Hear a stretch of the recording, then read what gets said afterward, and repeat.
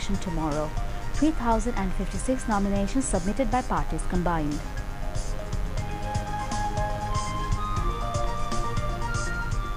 Election Commission to take all-out measure for security of voters in polling stations as EC urges all to perform duties impartially. Chamber judge stays High Court ruling on deferred sentence. Hearing at Appellate Division tomorrow.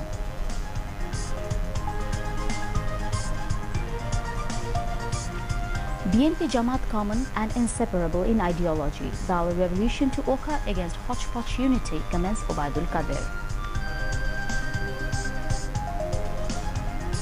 December, month of victory, begins as nations set to celebrate occasion befittingly.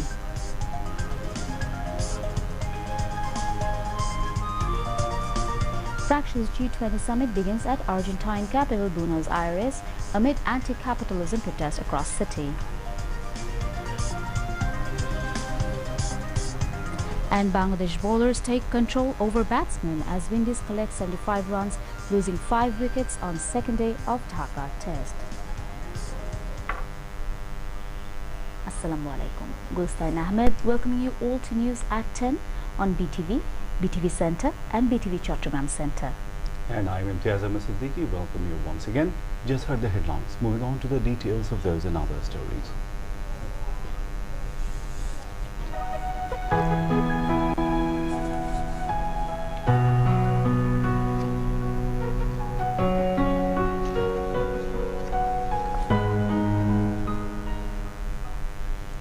Nomination papers submitted by aspiring candidates for the 11th Parliament election will be scrutinized tomorrow, finalizing candidature. Meanwhile, a total of 3,056 nomination papers have been filed by candidates of different political parties. Nomination papers can be withdrawn until December 9.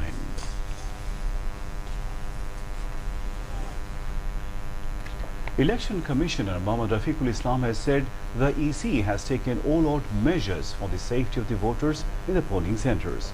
He said this while inaugurating a training course for the trainers on the occasion of the National Parliamentary election at Election Bhavan in Dhaka today. Election Commission Secretary Hilaluddin Ahmed presided over the function.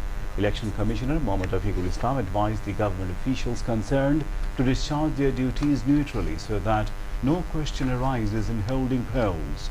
He directed the officials concerned to perform their duties on the day of polling fearlessly and impartially.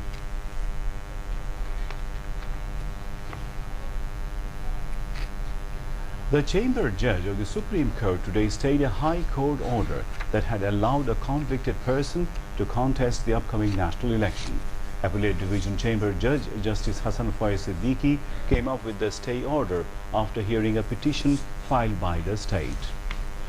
The Chamber Judge also sent the petition to a regular bench. The hearing on the petition will be held in a full bench of the Appellate Division tomorrow. On Thursday, the High Court stayed the conviction and sentence of BNP candidate Sabira Sultana in a graft case, clearing the way for her to participate in the forthcoming parliamentary elections. The United States will send 12 teams and observers and fund thousands of domestic observers to monitor the upcoming general election in Bangladesh. A senior official, William Muller, at the U.S. Embassy in Dhaka said the U.S. hopes the election will be free and fair. He said the United States is sending a dozen teams, each of about 2 observers, who will fan out to most parts of the country. The Bangkok-based Asian Network for Free Elections will send a team of about 30 short and long-term observers, Muller said. The U.S. official said Bangladesh has seen steady economic growth under Hasina and the development of a vibrant garment sector underpinning export growth, accounting for 80% of the economy. Now, BTV's regular field report on politics, election and people's voice.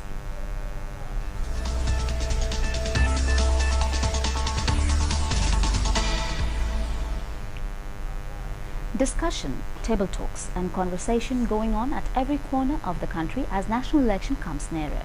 Mass people are discussing about the government's performance, development of localities, dreams and possibilities of future Bangladesh.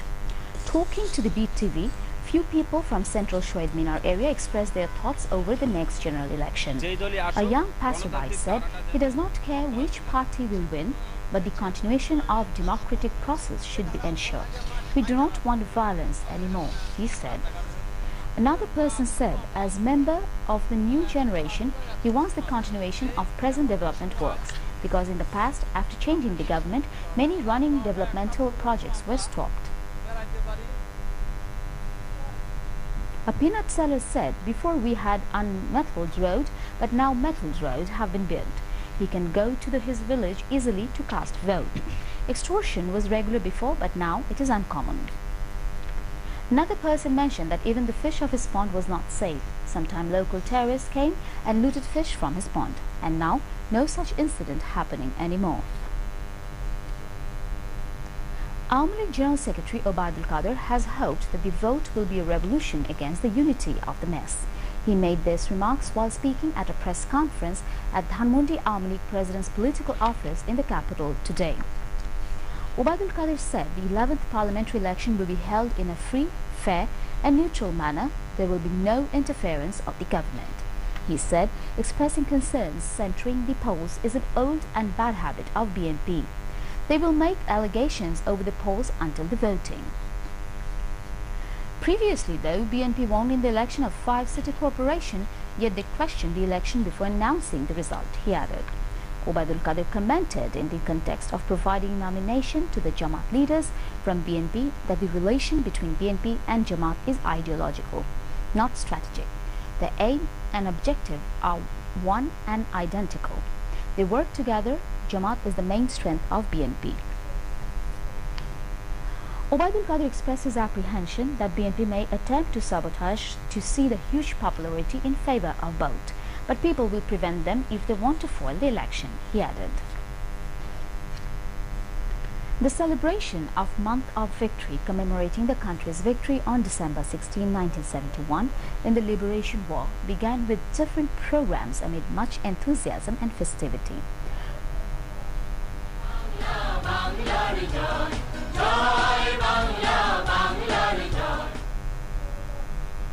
47 years back, on December 16, Bangladesh was liberated from the Pakistani occupation forces after a 9-month-long blood-stained war of liberation and the supreme sacrifices of 3 million people and the honor of nearly 500,000 women. Different socio-political, educational and cultural institutions and organizations have chalked out numerous programs throughout the month of December to celebrate the nation's great victory that was achieved under the leadership of Father of the Nation, Bangabandhu Sheikh Mujibur Rahman. The programs include placing of wreaths at the portrait of Bangabandhu at the Bangabandhu Memorial Museum at Dhanmondi in the capital, processions, discussions, photo exhibition and cultural events. Different organizations observe today, the first day of December, as the Freedom Fighters' Day.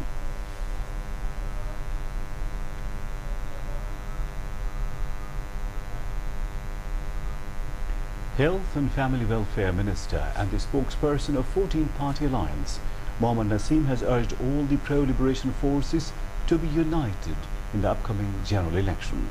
He made the call while addressing a rally organized by Sammilito Muktijoddha Sangshad in the city's Shahbag area today, demanding 1st December as Freedom Fighters' Day.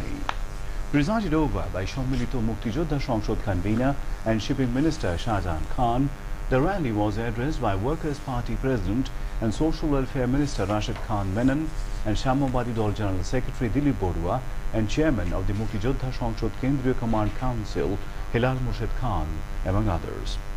Mohammad Naseem said that the providing nomination to 30 candidates of anti-liberation forces in the next election, BNP proved that their nature has not been changed yet. Later, led by Sammilito Muktijoddha Sangshad convener and Shipping Minister Shahjahan Khan, an oath has been taken at Shikha Chiranton of Sohrawardi Uddan to prevent the war criminals. Jashud President and Information Minister Hasanul Haq Inu has said it is not possible to establish democracy forming alliance with Razakars, Jamaat-e-Islami, war criminals and convicts, He told this to the journalists after paying respect to the freedom fighters through placing wreaths at martyred intellectuals' graveyard at Mirpur in the capital today. Leaders and workers of Jashod and its associate organizations were present on the occasion. Jashod is observing December 1st as Freedom Fighters Day from 2004. Hasanul Haq Inu said countrymen have to reject militants, terrorists and Jamaat-e-Islami to make the country safe and see motherland flourish in the spirit of war of liberation. State Minister for Information Advocate Tarana Halim has said freedom fighters and their generations must work for materializing Bangabandhu's ideals in the interest of the country. She said this at the celebration of Freedom Fighters Day and inauguration of Victory Rally organized by National Freedom Fighters Foundation in the capital today. Chairman of the organization, Dr. S.F. Jahangir, presided the occasion, while Bangladesh Press Council Chairman, Justice Mumtazuddin Ahmed, and World University of Bangladesh Vice-Chancellor, Dr. Abdul Mannan Chaudhry, spoke, among others. The State Minister for Information urged creation of a non-communal Bangladesh in the spirit of liberation war. A victory rally was brought out later.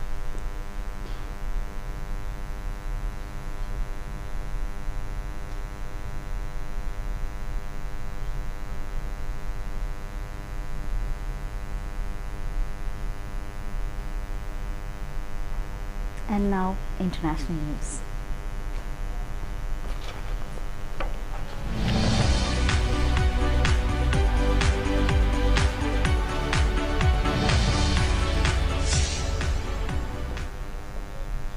World leaders have held the opening session of their annual G20 summit with a number of disputes and disagreements on the table. Host President Argentina's Mauricio Macri said the solution was dialogue, dialogue and dialogue, and called for a clear message of shared responsibility. But US President Donald Trump has already cancelled meeting Russia's Vladimir Putin over Ukraine, and huge differences remain on climate change, trade and the Khashoggi affair. There is a massive security for the summit in Buenos Aires, with a bank holiday declared for Friday and the city's main business district shut down. Protesters angry at the money spent on the summit, while Argentina struggles through tough austerity demonstrated outside the meeting. Former US President George H.W. Bush has died at the age of 94. Bush, the 41st President of the United States, died on Friday about 9 months after the death of his wife Barbara Bush. Bush served as president from 1989 to 1993 with the successful campaign to drive Saddam Hussein from Kuwait, his most significant accomplishment. The one-term president lost the 1992 election to Democrat Bill Clinton, but he went on to see his son George W. Bush win the White House in 2001. Another son, Jeb, made a presidential run in 2016 but dropped out in the primaries. Ukraine will not allow Russian men aged 16 to 60 into the country following the imposition of martial law, Kyiv says. An exception would be made for humanitarian cases such as those traveling to funerals.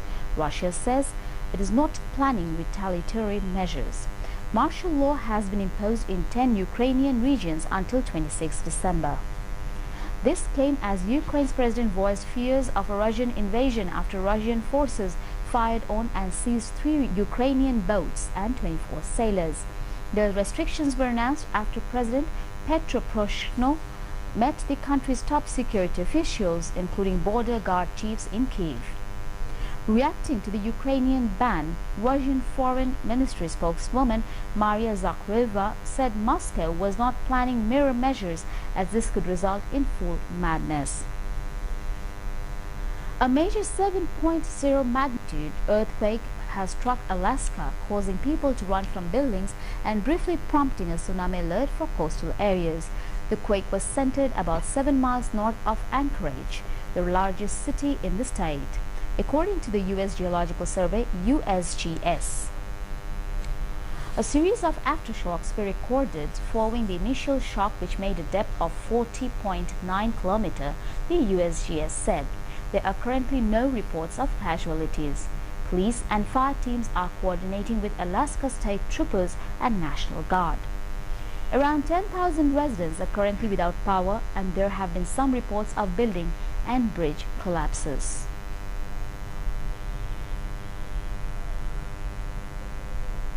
And now, sports news.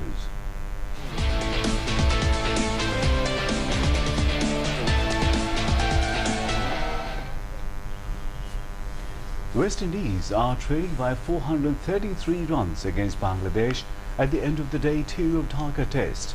The visitors scored 75 runs, losing top fives of batting lineup. Mehdi Hassan Miraj took 3, while Shakib Al Hassan picked up 2 wickets for the home side. Earlier, Bangladesh made a huge total of 508 runs in their first innings. Mahmudullah Riyad played a brilliant knock of 136 runs, while skipper Shakib Al Hassan scored 80 and debutant Shadman Islam scored 76 runs. Meanwhile, Bangladesh Cricket Board announced a 13-member squad, including Mashrafi Murtaza and Tamim Iqbal, for the lone practice match against West Indies ahead of ODI series. The other members are Rubal Hussain, Imrul Qais, Shommo Sarkar, Mohammad Mithun, Ariful Haq, Najmul Islam Opu, Tawheed Ridoy, Mrityunjay Chaudhary, Akbar Ali, Shaheen Alam and Mehdi Hassan Rana. The match will be played at BKSP on 6 December. To end the bulletin, headlines once again. Scrutiny of nomination papers for 11th Parliament election tomorrow. 3,056 nominations submitted by parties combined. Election Commission to take all-out measure for security of voters in the polling stations as EC urges all to perform duties impartially. Chamber Judge stays High Court ruling on deferred sentence, hearing at Appellate Division tomorrow.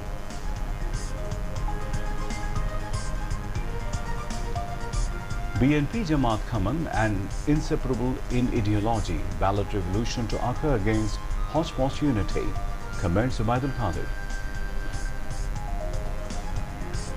December, month of victory, begins as nations set to celebrate the occasion with fit and lead.